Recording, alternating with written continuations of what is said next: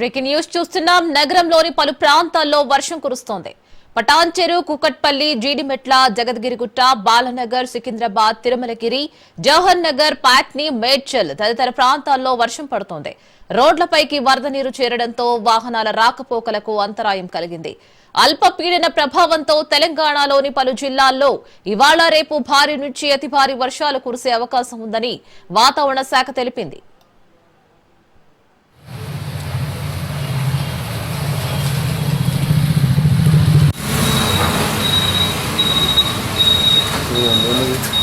Full వర్షం పడుతుంది.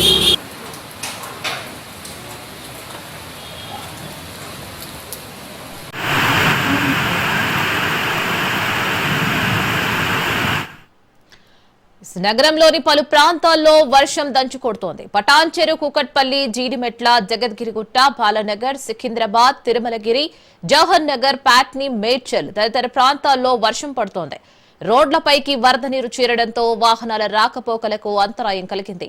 అల్పపీడన ప్రభావంతో తెలంగాణలోని పలు జిల్లాల్లో ఇవాళ రేపు భారీ నుంచి అతి భారీ వర్షాలు కురిసే అవకాశం ఉందని వాతావరణ శాఖ తెలిపింది. మరిన్ని హైదరాబాద్ వెదర్ అప్డేట్స్ ని మా పవన్ ఫోన్ లో అందిస్తారు. పవన్, నగరంలో భారీ వర్షం కురుస్తుంది. ముఖ్యంగా చూస్తే జంట నగరాల్లో యొక్క భారీ వర్షంతో పూర్తిగా నగరం అంతా కూడా తడిచి ముద్దయింది.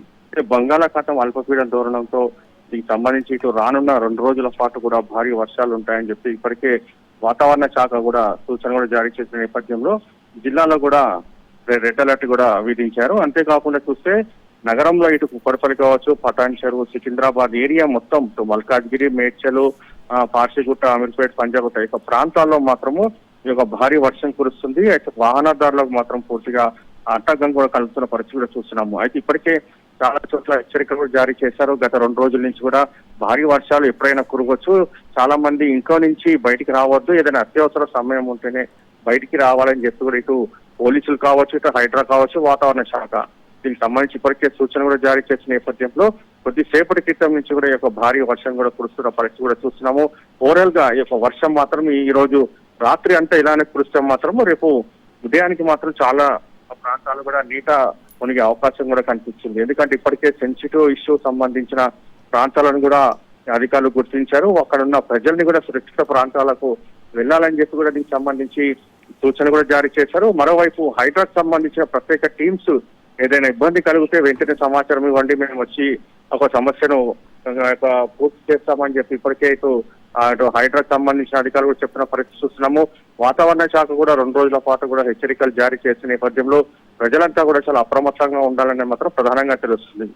అయితే ఇటు ఫిలిం నగర్ కావచ్చు, అంతేకాకుండా సికింద్రాబాద్ లో కొన్ని లోతట్టు ప్రాంతాలు ఉన్నాయి. ఆ లోతట్టు ప్రాంతాల్లో మాత్రం దీనికి సంబంధించి ఒక భారీ వర్షం కురిస్తే మాత్రం పూర్తిగా మునిగిపోయే అవకాశం ఉంటుంది. ఇళ్లలోకి నీరు చేరుకొని తీవ్ర ఇబ్బందికి కూడా గురి అవకాశం ఉంటుంది. కాబట్టి ముందు జాగ్రత్త చర్యగా ఇప్పటి నుంచే సురక్షిత ప్రాంతాలకు వెళ్లాలని చెప్పి కూడా అధికారులు కూడా చెప్తున్న పరిస్థితి నేపథ్యంలో అంతా కూడా దీనికి సంబంధించి అధికారులు అలర్ట్ అయ్యారు.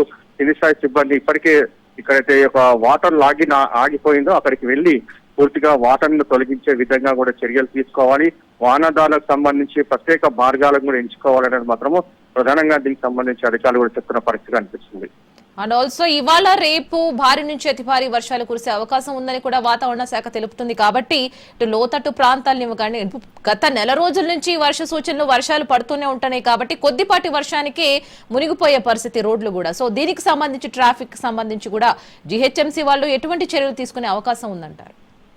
అయితే ఇప్పటికే సూచనలు అన్ని కూడా జారీ చేశారు. ఇంట్లో నుంచి బయటికి రావద్దు, అత్యవసర పని ఉంటేనే ఇంట్లో నుంచి బయటికి రావాలి అనేది మాత్రం ప్రధానంగా చాలా రోజుల నుంచి కూడా చెప్పిన పరిస్థితి అనిపిస్తుంది. ఎందుకంటే ఆఫీసులకు సంబంధించి కూడా లాగౌట్ త్వరగా చేసుకొని వెళ్ళిపోవాలి.